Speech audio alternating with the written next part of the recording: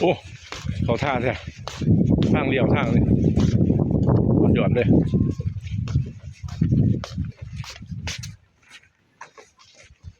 โอ้ย่างตั้ง200 เมตรปุ่นตัวก็ได้100 เมตรที่เหลือย่างมานี่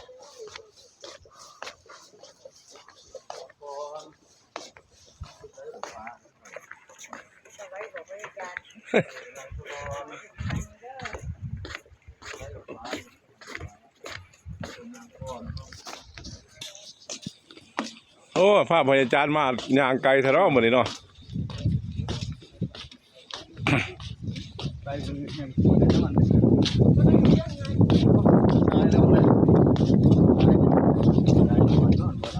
จะได้แล้วเดือนมาแรก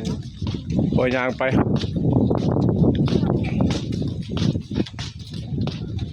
แย่แล้วมาแรก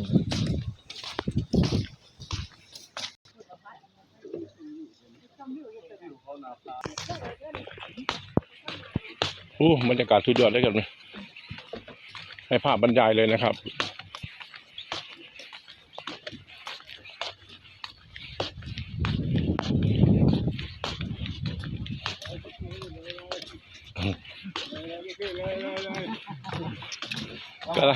กำลังลุกจึกลักจักลมแห้งกำลังลุกจึกลักจักอยู่ลมแรงพ่อแม่พุ่นโบ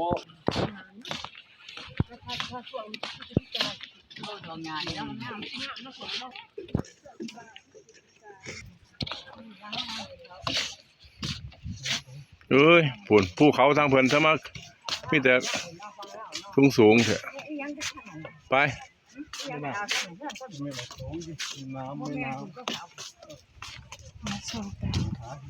นาผา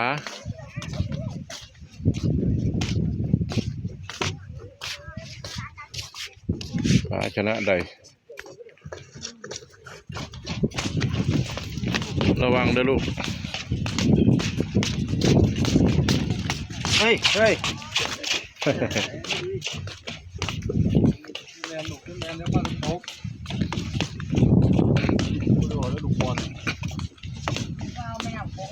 นี่แหละแม่น้ำโขงอ้าวมันก็มีมองแคบมองกว้างแล้วเนาะนี่นะครับ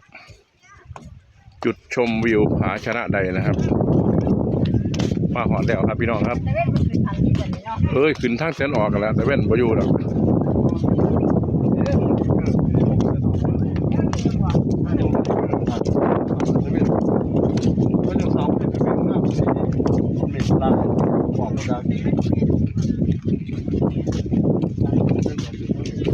เนี่ยได้แล้วมาหอดน้องลูกจานเจ้าแข็งไรยักษ์ก็พอมันยักษ์ก็พอว่าเขาเสียใจไปร้านก่อนเบิ่งบรรยากาศสิครับพี่น้องผ้าลุ่ม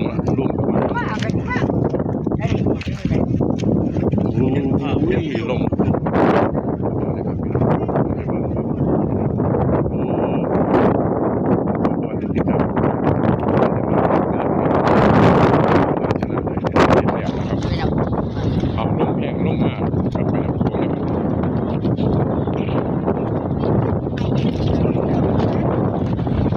เบิ่งครับสุดแผ่นดินแผ่นป่านะครับแม่น้ำโขงร้อนตรงนี้แคบแม่